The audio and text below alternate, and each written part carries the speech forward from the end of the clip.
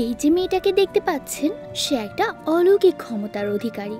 সৃষ্টিকর্তার কাছে সে যা প্রে করে তাই হয়ে যায়, এমনকি মৃত মানুষকে জীবিত পর্যন্ত করতে পারে। কিন্তু সমস্যা হলো, যখনই সে কাউকে সারিয়ে তোলে তারপর সে ভীষণ মাত্রায় অসুস্থ হয়ে পড়ে। এখন এর পেছনের আসল রহস্য কি বন্ধুরা? গল্পের শুরুটা হয় একটা চার্চে, যেখানে সারা নাম করে একটা কিউট মেয়ে তার বড় ভাই ড্যানি, তার গার্লফ্রেন্ড সিন্ডি আর বাবা মার সঙ্গে এসেছে।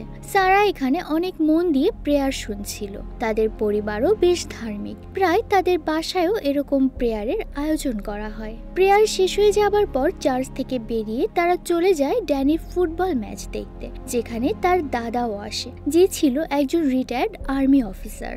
সে অনেক অনেস্ট আর বেশ পাঞ্চুয়াল একজন মানুষ।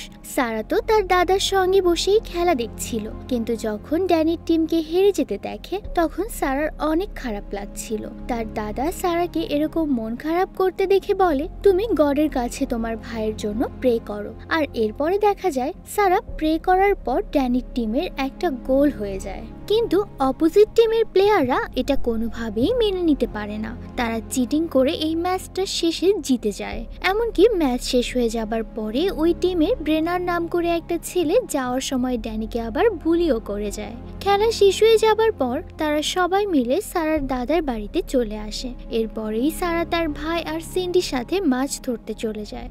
তবে লেকের কাছে যাওয়ার আগে সেখানে তারা একটা মরা পাখির বাচ্চাকে দেখতে পায়। ড্যানি তখন বলে যে আমরা এখন এটাকে দাফন করব, কিন্তু সারা বলে যে আমি গডের কাছে এই পাখিটা ঠিক হয়ে যাওয়ার জন্য প্রে করব।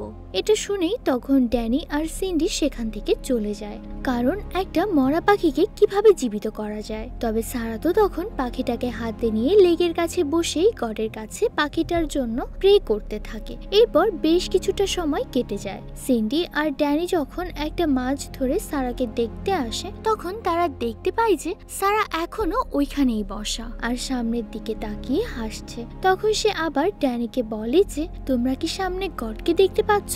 সিন্ডি বলে যে কই, আমরা তো কিছুই দেখতে পাচ্ছি না। ড্যানির মনে হচ্ছিল সারা তাদের সঙ্গে মজা করছে, কিন্তু সারা তখন বলে যে ওই যে দেখো গড পানির ওপর দাঁড়িয়ে আছে। ঠিক তখনই হঠাৎ করে একটা দমকা হাওয়া পড়ে যায় আর ম্যাজিকটাও ঘটে যায়। মানে সারার হাতে থাকা সেই মরা পাখির বাচ্চাটা আবারও জীবিত হয়ে যায়। এটা দেখে তো সিন্ডি আর ড্যানি পুরোপুরি অবাক হয়ে যায়। তবে একটু পর তারা মনে করছিল যে এটা হয়তো বা কোইন্সিডেন্ট হবে, বাতাসের কারণে পাখিটা এভাবে উড়ে গিয়েছে। তারপর বাসায় এসে তো সারা সবাইকে এই কাহিনীটা বলে, কিন্তু তার দাদা ছাড়া এই কথা কেউ বিশ্বাস করে না। তার দাদা বলে যে আমি তো জানি তুমি একজন স্পেশাল বাচ্চা। এরপর রাতের বেলায় সারা তার ভাইয়ের ফোনটা নিয়ে তার বেস্ট ফ্রেন্ড মার্ককে ফোন করে। কিছুদিন আগে একটা কার অ্যাক্সিডেন্টের কারণে তার মেরুদণ্ডে অনেক বড়সড় একটা ইনজুরি হয়েছে। এরপর থেকে মার্ক আর উঠে ঠিক মতো দাঁড়াতে পারে না, হুইল চেয়ারই তার একমাত্র ভরসা।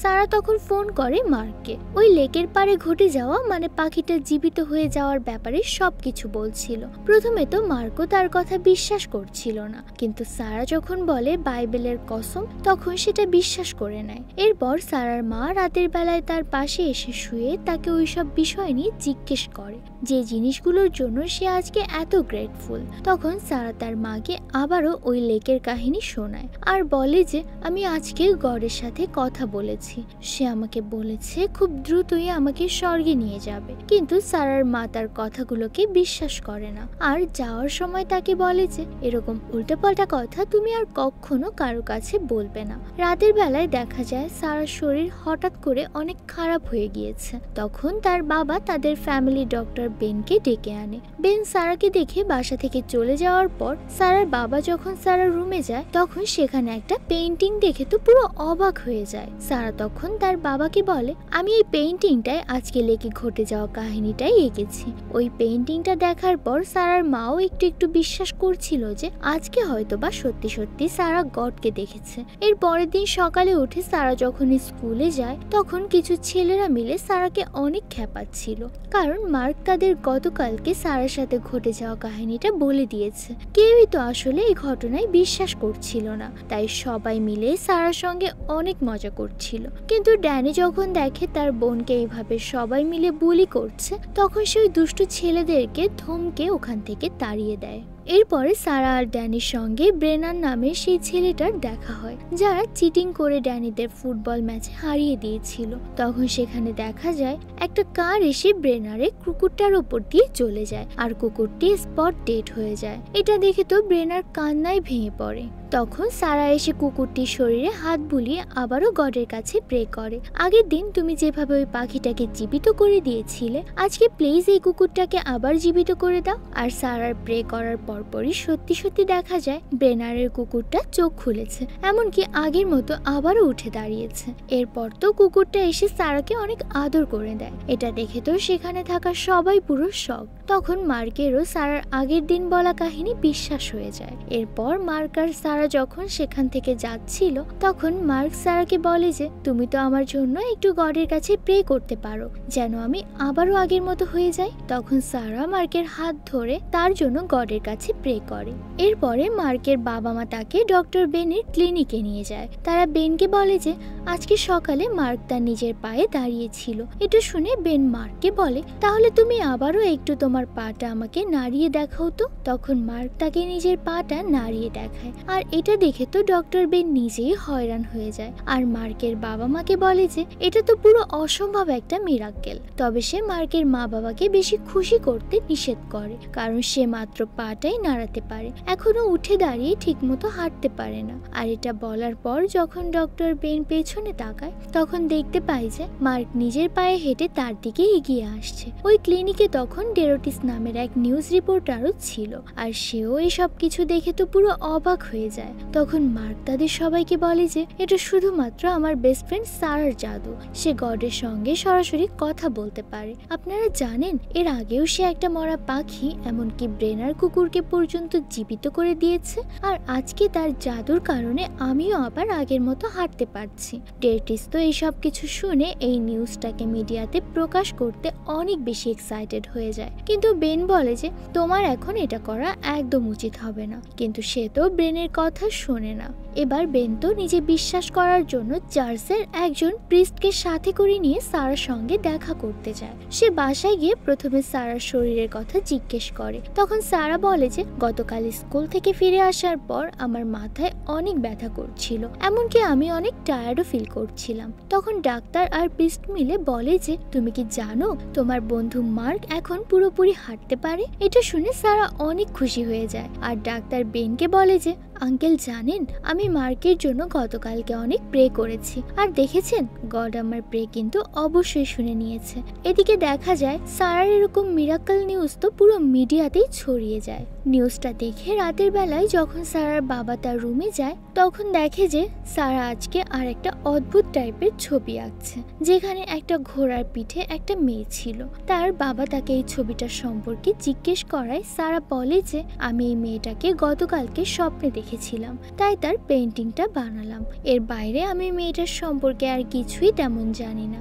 আসলে এই মেয়েটার নাম থেরিসা, যে ছিল একদম ক্যান্সারের লাস্ট স্টেজে। তার ঘোড়া অনেক পছন্দের। থেরিসার মা বাবা তো এরকম অবস্থা দেখে সারাক্ষণই মন খারাপ করে থাকে। এরপর যখন তারা টিভিতে সারার ওই নিউজটা দেখে, তখন তারা সিদ্ধান্ত নেয় যে যেভাবেই হোক সারার সঙ্গে তারা একটু কথা বলবে। আর এর পরের দিন সকালবেলায় দেখা যায় সারার বাসার সামনে অনেক মা বাবা তাদের অসুস্থ বাচ্চাকে নিয়ে এসেছে, যেখানে থেরিসাও ছিল তার মা আর আঙ্কেলের সাথে। সারার বাবা তো বাইরের এই অবস্থা দেখে অনেক পেরেশান হয়ে যায়। তারা তখন সারাকে বলে যে তুমি কিন্তু ভুলেও বাইরে বের হবে না, নিজের রুমে গিয়ে বসে থাকো। তার মা বাবা বারণ করা সত্ত্বেও সারা যখন বাইরে বের হয়ে আসে, তখন সারার বাবা সেখানে গিয়ে বলে যে সারার মধ্যে কোনো অলৌকিক ক্ষমতা নেই, সে কাউকে ঠিক করতে পারবে না। মিডিয়াতে তার সম্বন্ধে মিথ্যা খবর প্রকাশ করা হয়েছে। ঠিক তখনই সারা দেখতে পায় পেছনে থেরিসা তার মা আর আঙ্কেলের সঙ্গে দাঁড়িয়ে আছে। তাই সারা দৌড়ে তার কাছে চলে যায়। সে থেরিসাকে বলে যে তুমি তো সেই মেয়েটা যাকে আমি স্বপ্নে দেখেছিলাম। এরপর সারা থেরিসার দুই হাত ধরে গডের কাছে তার জন্য প্রে করে। গড তখন সঙ্গে সঙ্গে তার কথা শুনে নেয়, আর থেরিসাও পুরোপুরি ঠিক হয়ে যায়। এরপর সারা এক এক করে সব বাচ্চাদের কাছে যায় আর গডের কাছে প্রে করে তাদেরকে ঠিক করে দেয়। সারার বাড়ির লোক যত এই সব কিছু দেখে পুরো অবাক হয়ে যায়, কিন্তু ঠিক তখনই দেখা যায় একটু পরেই তারা ওখানে বেহুশ হয়ে পড়ে গিয়েছে। তার মা বাবা তাকে দ্রুত যখন হসপিটালে নিয়ে আসে, তখন বেন তার কিছু টেস্ট করে। আর মিডিয়ার চোখ এড়াতে সারাকে এরপর বাসায় না রেখে তার দাদার কাছে নিয়ে যাওয়া হয়। সবাই তো সারাকে নিয়ে অনেক টেনশনে ছিল, কারণ যখনই সে কাউকে ঠিক করে দেয় তখনই সে অনেকটা অসুস্থ হয়ে পড়ে। এরপর সারার মার কাছে বেন ফোন করে তার ব্লাড টেস্টের রিপোর্টটা দিয়ে দেয়। রিপোর্টটা শুনে তো তারা সবাই অনেক ভয় পেয়ে যায়। এর পরের দিন সকালবেলায় সারার দাদা চলে যায় সেই লেক পাড়ের কাছে, যেখানে সারা প্রথমবার গডকে দেখেছিল। আর ওখানে দাঁড়িয়ে চিৎকার করে সারা লাইফের জন্য সেই গডের কাছে প্রে করতে থাকে। সে গডের কাছে বলছিল যে তুমি আমার জীবনটা নিয়ে নাও, কিন্তু তার বদলে সারাকে একটা নতুন জীবন উপহার দাও। আর এইদিকে দেখা যায় বেন চার্লসের প্রিস্টকে সঙ্গে করে নিয়ে সারার মা বাবার সঙ্গে কথা বলতে এসেছে। তখন সারার মা তাকে ড্যানির সঙ্গে বাইরে পাঠিয়ে দেয়। ড্যানি বাইরে গিয়ে সারাকে একটু ব্যস্ত রাখার জন্য তার সঙ্গে গেম খেলতে থাকে, কিন্তু সারা তো এই গেমে মোটেও ইন্টারেস্টেড ছিল না। উল্টো সে তার ভাইকে এই গেমে ব্যস্ত রেখে চলে আসে। বাসার সবাই ডাক্তারের কথাগুলো শুনতে থাকে। বেন তখন তার মা বাবাকে বলছিল যে সারার ব্রেন টিউমার আছে, আর এখন তার সার্জারি করা কিন্তু অনেক রিস্কি। আর আমার মনে হচ্ছে টিউমারের কারণে তারা এরকম স্বপ্নে দেখছে, তার হ্যালুসিনেশন হচ্ছে, আর মনে হচ্ছে যে সে গডের সঙ্গে কথা বলছে বা গডকে দেখছে। মানে বেন এখনো সারার ওই ম্যাজিক্যাল পাওয়ারটা বিশ্বাস করছিল না। এরপরে সে তার বাবা মাকে আরো জানায় যে সারার কাছে কিন্তু এখন খুবই অল্প সময় আছে, তার শরীর দিন দিন খারাপ হয়ে যাচ্ছে। এটা শুনেই তো তার মা বাবা কান্না করা শুরু করে। সারা তখন তাদের কাছে গিয়ে জড়িয়ে ধরে বলে যে তোমরা কান্না করো না প্লিজ, তোমাদের আমি এভাবে দেখতে চাই না। সারা তখন তার মা বাবাকে বলে যে আমি কিন্তু হসপিটালে যাব না, আমি তোমাদের সঙ্গেই থাকবো। আমি ওই লেকের কাছে আবারও যেতে চাই, যেখানে আমি গডের সঙ্গে প্রথম দেখা করেছিলাম। আমি গডের সঙ্গে দেখা করে আবারও তাকে বলতে চাই আমি আমার পরিবারের সঙ্গে থাকতে চাই। এটা বলা মাত্রই সারা সেখানে শ্বাসকষ্ট শুরু হয়ে যায়, আর একটু পরেই সে মাটিতে লুটিয়ে পড়ে। সবাই মিলে তো তখন তাকে দ্রুত হাসপাতালে নিয়ে যায়। এরপর ড্যানি আর সিন্ডি যখন সারার কাছে বসেছিল তখনই তার ফোনে তার দাদার মেসেজ আসে। তাই তারা দ্রুত তার দাদার সঙ্গে দেখা করতে চলে যায়। সেখানে যাওয়ার পর তো তারা প্রিস্ট, মার্ক আর তার মা আর থেরিসাকে তার দাদার সঙ্গে কথা বলতে দেখে। থেরিসা তখন সবাইকে বলে যে যখন সারা আমাকে সারিয়ে দিয়েছিল তখন আমি সারার সঙ্গে গডকেও দেখেছিলাম। থেরিসা তখন সবাইকে আরো বলে যে সারা আমাদের সবাইকে অনেক সাহায্য করেছে, আর এখন আমাদের সময় এসেছে তাকে হেল্প করার। সারার দাদা তখন বলে যে আমার মনে হয় সারাকে আবারও ওই লেক পাড়ে নিয়ে যাওয়া উচিত। আর এরপরে তারা সবাই মিলে ওটাই প্ল্যান করা শুরু করে। প্রথমে তো সারার দাদা তার বাবা মাকে একটু ডিস্ট্রাক্ট করে সেখান থেকে সরিয়ে দেয়, আর সারার জায়গায় থেরিসাকে শুইয়ে দেয়। আর হসপিটালের রিসেপশনে গিয়ে তো সিন্ডি সেখানে বেহুশ হওয়ার নাটক করে এবং সবাইকে তাকে নিয়ে ব্যস্ত করে তোলে। আর এই সুযোগে ড্যানি আর থেরিসার মা সারাকে লেকের কাছে নিয়ে যায়। কিন্তু একটু পরে যখন সারার মা বাবা তার সঙ্গে দেখা করতে যায় তখনই তারা বুঝতে পারে যে সারা হসপিটালে নেই। তখন তারা বুঝতে পারে নিশ্চয়ই সারাকে ওই লেকের কাছে নিয়ে যাওয়া হয়েছে। তাই বৃষ্টির মধ্যেও তারা ওই লেকের দিকেই রওনা দেয়। এদিকে মিডিয়ার লোকজন তো হসপিটালের বাইরে ছিল, তারা সারার মা বাবাকে এইভাবে যেতে দেখে তাদের পিছু করে। এদিকে ড্যানিরা তো সারাকে নিয়ে অনেক দ্রুত গাড়ি চালাচ্ছিল, তাই ওভার স্পিডের কারণে পুলিশও তখন তাদেরকে তাড়া করে। একটু সামনে এগোতেই ঝড়ের কারণে রাস্তার মাঝখানে একটা গাছ পড়ে যায়। তাই ব্রেনার তাদের এবার সাহায্য করে। সে সারাকে কোলে তুলে নিয়ে দৌড়াতে শুরু করে। বেশ বাধা বিপত্তি পার করে তারা অনেক কষ্ট করার পর তো অবশেষে সারাকে লেকের কাছে নিয়ে আসে। সারার অবস্থা তো অনেক খারাপ হয়ে যায়। আর এরপর যখন সে পুরো জীবন মৃত্যুর সঙ্গে লড়াই করছিল তখনই সেখানে একটা আলো জ্বেলে ওঠে, মানে গড চলে এসেছে। এটা দেখে তো সবাই পুরো বসে পড়ে। তখন গড সারার শরীর থেকে তার আত্মাটাকে বের করে, মানে সারার হাত ধরে তাকে স্বর্গে নিয়ে যাচ্ছিল। এত সুন্দর দৃশ্য চোখের সামনে দেখে তো সবাই কান্না করে দেয়। এরপর সারার বাবা তার ডেড বডিটাকে কোলে তুলে নিয়ে বাসায় চলে আসে। এরপর সবাই তো সারাকে এক নজর দেখার জন্য তার বাড়ির বাইরে আসে। এরপর ড্যানি তার বাবাকে সারার আঁকা লাস্ট ড্রয়িংটা দেখায়, যেখানে সে এঁকেছিল গড তার হাত ধরে তাকে নিয়ে যাচ্ছে। যাচ্ছে, মানে সারা আগে থেকেই জানতো যে গড তাকে নিতে আসবে। তখন সিন্ডি সেখানে সারার আঁকা আরো একটা ছবি দেখতে পায়, যেখানে গড তাকে আবারও পৃথিবীতে ফিরিয়ে দিচ্ছে। আর সারা তখন অনেক হাসছিল। তাই ড্যানি তো সারার হাত ধরে বারবার গডের কাছে প্রে করছিল যেন তার বোনকে ফিরিয়ে দেয়। আর ঠিক তখনই ঘটে যায় আসল মিরাকল। সারা একটা নিঃশ্বাস নিয়ে আবারও জীবিত হয়ে যায়। এটা দেখে তো এইবার সবাই পুরো হয়রান হয়ে যায়, কারণ এর থেকে বড় মিরাকল তো আর হতে পারে না। সারার বাবা মা তো খুশিতে পুরো আত্মহারা। এরপরই সারা বাইরে থাকা সব মানুষদের সঙ্গে দেখা করতে যায়। সারাকে এইভাবে হেঁটে আসতে দেখে তো সবাই জায়গায় বসে পড়ে আর তাকেই গড ভেবে প্রে করা শুরু করে। তখন সারা সবাইকে এসব করতে নিষেধ করে আর বলে যে আমরা চাইলেই যে কেউ গডের সঙ্গে এভাবে কথা বলতে পারি, শুধু তোমাদের বিশ্বাসটা হতে হবে অনেক মজবুত। সারা এরপর সবাইকে আরো বলে যে আমি কিন্তু কাউকে ঠিক করিনি, এসব কিছু গড করেছে, আমি শুধুমাত্র প্রে করেছি। আর গল্পের শেষ দৃশ্যে আমরা আবারও সবাইকে একসাথে চার্চে বসে প্রিস্টের বলা গডের বাণীগুলোকে অনেক মন দিয়ে শুনতে দেখি। আর এখন সবার গডের ওপর বিশ্বাস আগের থেকে আরো বেশি স্ট্রং হয়ে গিয়েছে। সবাই এখন বেশ মিলেমিশে বসবাস করে আর একে অন্যের বিপদে সাহায্য করে। এটা দেখে সারা অনেক খুশি হয়ে যায়। আর আমাদের আজকের গল্পটাও এখানে একটা হ্যাপি এন্ডিং হয়ে যায়।